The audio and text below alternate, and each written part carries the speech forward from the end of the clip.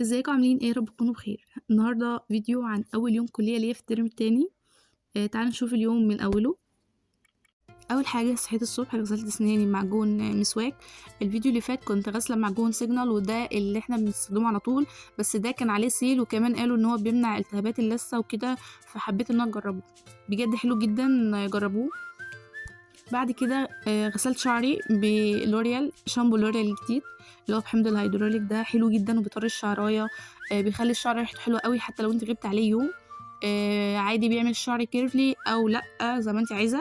بس بجد بجد ما كنتش عارفه النتيجه دي مبهره قوي كده. بعد كده غسلت وشي بغسول سب انجولاري، بجد حلو جدا، ده الاوريجينال مش الكوبي، والاوريجينال بيفرق جدا عن الكوبي. اللي محتاج من الغسول ده يقدر يتواصل معايا على صفحة الانستجرام نور هيكل، او يكتب لي تحت في الكومنتات وانا اقدر اتواصل معاه. هو سعره حلو جدا ومش غالي ولا اي حاجة. والبات سيليكون دي برضو حلوة جدا. تقريبا البات سيليكون ب10 جنيه او ب15. بتبلي وشك مية وتحطي من الغسول ده وحركة دائرية بالبات دي. بعد كده صليت الصبح. انا ما صليتش الفجر او ما بصليش الفجر على طول، لان بنام متاخر، ودي حاجه انا عايزه اغيرها، وبحاول ان انا اغير من نفسي ان انا انام بدري عشان الحق صلاه الفجر. حاولوا انتوا تصلوا صلاه الفجر، حلوه جدا. بعد كده خلصت صلاه وهجهز الاوتفيت بتاعي معاكم.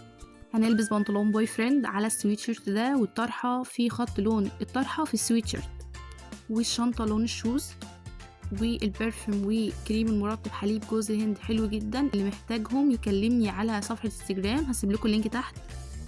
جماعة هو مرطب وكمان صن بلوك حلو جدا.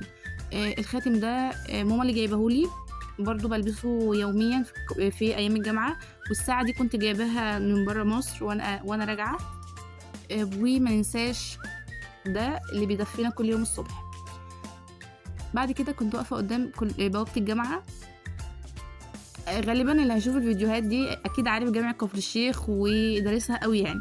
انا كنت في اتجاه للكلية وكنت بطلع السلم. وانا بطلع السلم ده بيبقى فيه هموم الدنيا كلها، يعني من اول يوم لاخر اليوم. ببقى زهقانه اصلا من اليوم كده. هو اصلا كان يوم بلا هدف، اللي هو الدكاتره موجوده وما كانش في حد راضي يطلع، واللي جه مشى. فاغلب الدكاتره قالت ما اول اسبوع ما فيش حضور.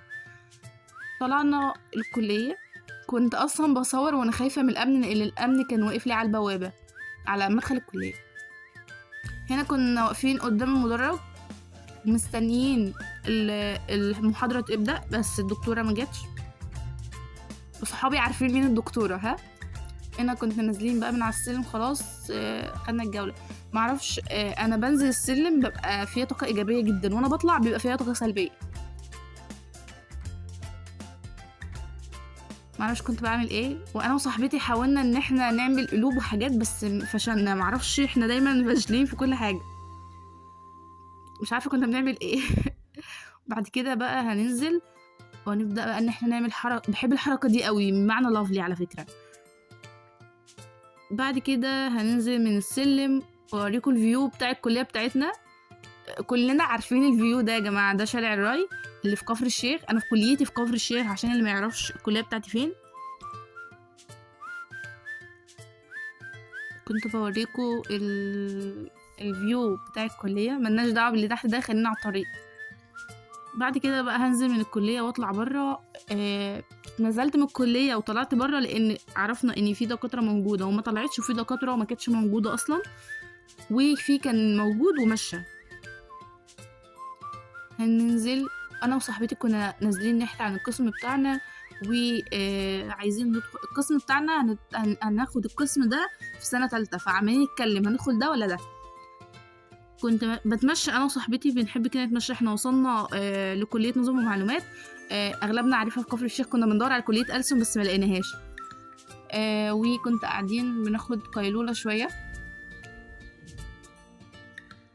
بعد كده روحت. ان هنا كنت متجهه للبوابه الرئيسيه اللي هي عند كل بوابه تجاره. برضو الجماعه اللي هيسمعوا الفيديو من صحابي عارفين الكلام ده كله، فبشرح للناس اللي مش عارفه. هنا بقى كنت طالعه وخلاص هركب الميكروباص، وده كان يومي. ما عرفتش اصور باقي اليوم لان التليفون كان بيفصل مني شحن. هصور لكم باقي الايام ان شاء الله. ما تنسوش تعملوا لايك وشير واشتراك في القناه وتفعلوا الجرس وتشاركوا الفيديو في كل مكان. واشوفكم في فيديو جديد في رعايه الله.